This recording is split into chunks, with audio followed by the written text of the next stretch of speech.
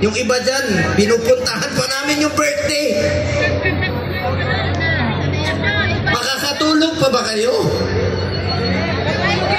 Ha? Tulungan nyo naman si Tatay Digong. Mukhang pera!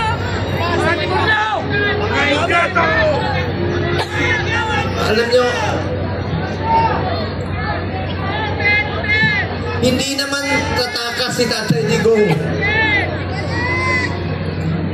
Nung Sabado, maraming nagpapayo sa kanya. Kami, sinabihan namin, Tatay Digong, pagpaliban mo muna. Pagpaliban mo muna yung pagpapauwi mo rito. Alam ni Mama Anilet yun, alam ni Iyes yun, alam na mga kasama niya. Dahil meron na pong threat sa kalusugan niya, sa buhay niya. Di natin alam eh. Pero mas pinili niyang umuwi at harapin.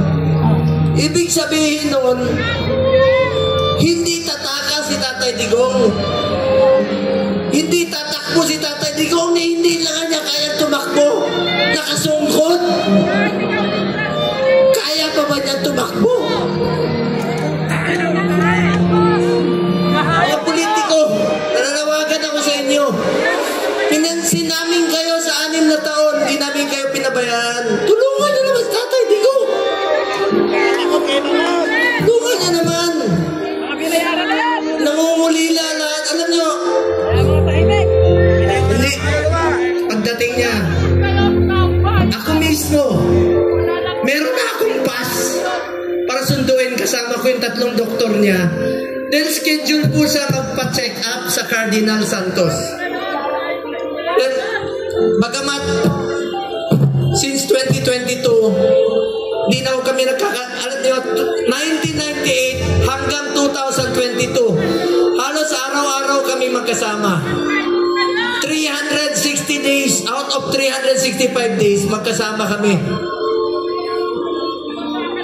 Noong 2022, may trabaho na po ako bilang senador, hindi na ako nakasama sa kanya. Pero hindi ko po pinapabayaan yung medical niya dahil yun po ang pinangako ko sa kanya hanggang sa pagtanda niya, hanggang sa kamatayan niya, hindi ko po siya iwanan. Lalong-lalo na po sa medical. Alam niyo, nakaraang 4 na buwan, monthly siya nagpapa-check up. Yung dinidrip po siya. You may check with the doctors. I-check niya sa hospital. Sinasamahan ko siya doon. Dinidrip siya para umaba ang kanyang buhay. Scheduled siya March 12. Pero ngayon, pati gamot ipagkakait. Sinong mananagot niyan pag may nangyari kay Tatay Digong?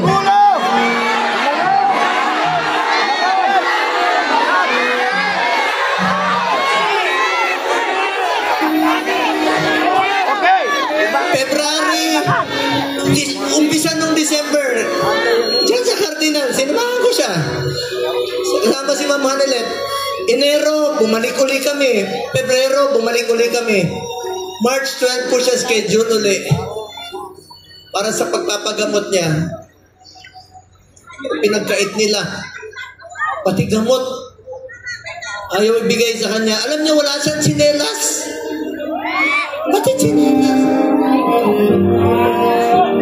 Pati tsinelas niya, wala. Nakapaa. Muli namin mag-uusap, nasa aeroplano siya. Sabi ni Bingo, Atty. Mejaldea, nakapaa siya. Buti na lang, may nagsuot ng kanyang suot kahapon. Hindi na kaya, ang lamig doon. Alam niyo, salamat sa piloto niya, isang co-pilot doon. Binigay niya yung kalo niya kay Tatay Digong dahil alam nila malamig. Binaba siya sa stretcher, mag-isa siya. Hindi alam ni Atty. Mejaldea saan siya dinala.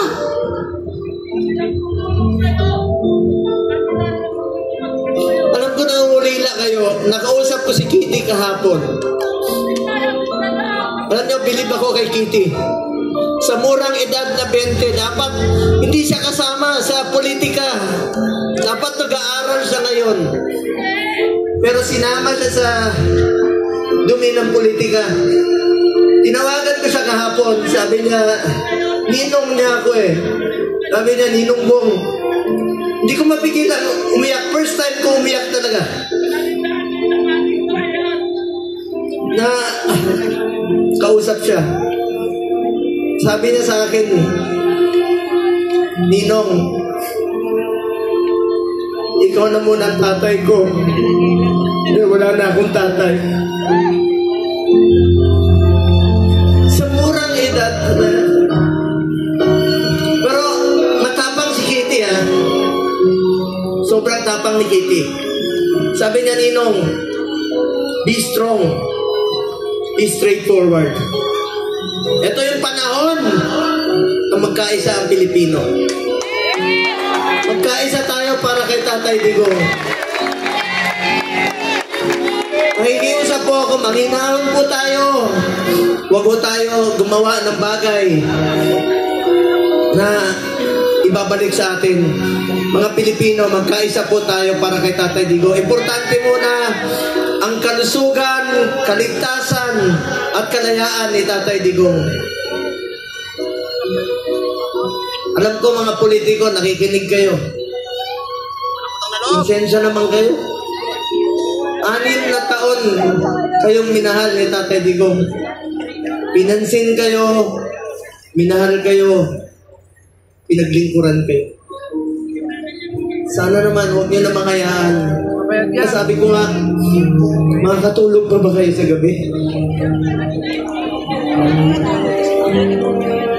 Makikita niyo si Tatay Digong ngayon doon. Sipin niyo, Setyembre.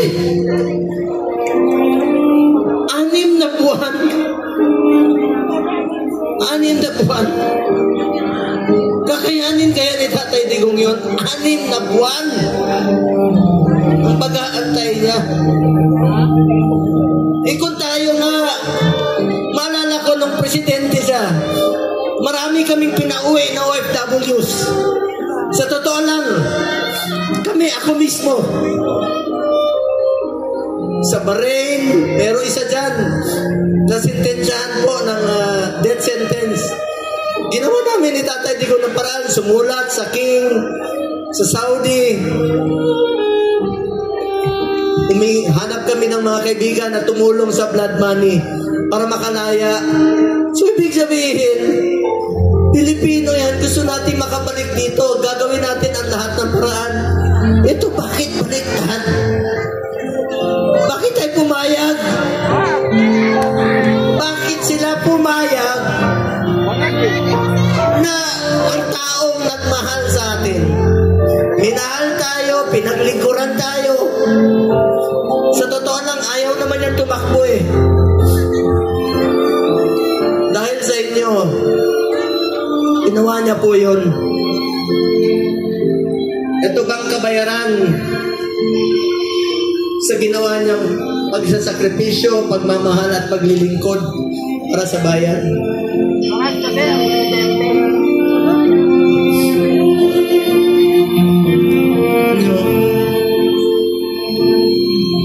Mga kababayan ko, tulungan tayo na may balik si Tatay Digong. Alam ko nangungulila kayo. Alam ko maraming Pilipino halos hindi makatulog. Hindi tayo makatulog. Alam niyo, marami ako narinig. Yung iba, kahit hindi natin kasama sa politika, marami nagte-text sa akin, hindi nila matanggap na bakit hinayaan payagan na magkaganon. Ikiusap po ko, alam ko nakikinig naman po kayo. Kung kaya niyong dalahin si Tatay Digong ng ganon kabilis, sana ibalik niyo po dito sa amin. Nangungulila po ang Pilipino.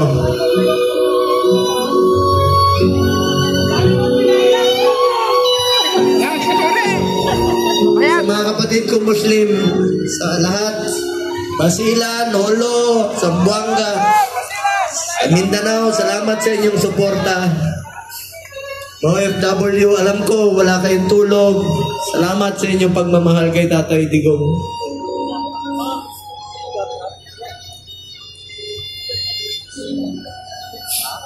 mga taga Visayas, alam ko mahal na mahal yung mga Bisaya. Tama. Kahit dito sa Luzon, alam ko nangungulila tayo. Dasal po tayo. Please lang, yan lang po ang pakiusap ko sa inyo. Pag sana huwag siya pabayaan ng Panginoon. Ako po'y natatakot. Natatakot sa kanyang kalagayan. Sanay po siya na inaabot sa kanya ang lahat. Damit, pagkain, itong medisina po.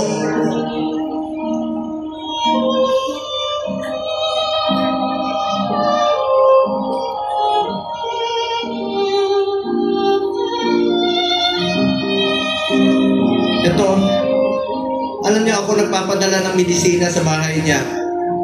Linggo-linggo yan.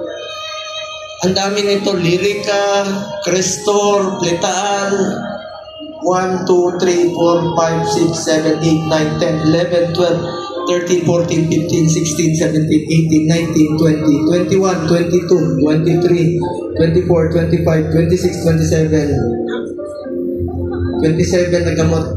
Sino mag-aabot sa kanya? 80 years old, kukulong niyo pa. Sa banyaga pa.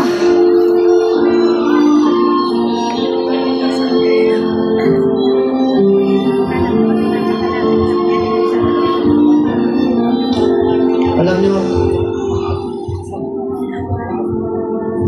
inahon na mo kayo. Alam ko mahal ng Tatay Digo. Mahal natin si Tatay Digo. Magkaisa tayo lahat, mga kababayan ko. Alam niyo ngayon, taming naninira sa amin ni Bato. Kanina, sinasabihan kami na naglaglagan, mga ganun. Alam niyo, huwag kayong maniwala sa mga yan. Yan ang tinatawag na gusto nila kami hilain pababa. Gusto nila kaming sirain. Ako naman po, buklatin niyo man ang pag namatay ang buklatin niyo ang katawan. Duterte po. Wala po. Halos wala po akong panahon sa anak ko. Wala akong panahon sa tatay ko. Si Tatay Digong na po ang naging tatay ko from 1998 hanggang 2022. 24 years yan, araw-araw kami magkasama. At sinabi ko sa kanya,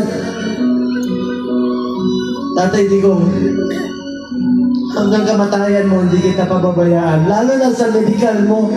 Ngayon, sino na po mag-aabot ng medisina niya? Sa mga nagpakulong sa kanya, makonsensya kayo. Makakatulog pa ba kayo?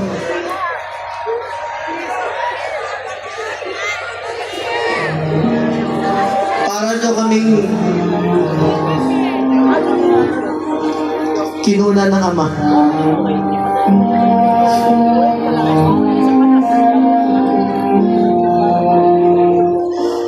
Aming salamat po sa inyo. Pagdasal natin si Tatay Digong sa kanyang mabilis na kalayaan. Pagdasal natin ang kanyang kalusugan. Sa totoo lang po, yun po ang aking kinakatakot, ang kanyang kalusugan. Sa totoo lang po. Sa totoo lang po. Kung kakayanin niya ba? Anin na buwan? Pagkakait mo yung medisina? Kung narinig lang tayo ni Tatay Digo ngayon, alam na alam niya na gaano natin siya kamahal. Buong Pilipinas po, nangungulila. Dasal tayo. Duterte! Duterte! Duterte! Duterte!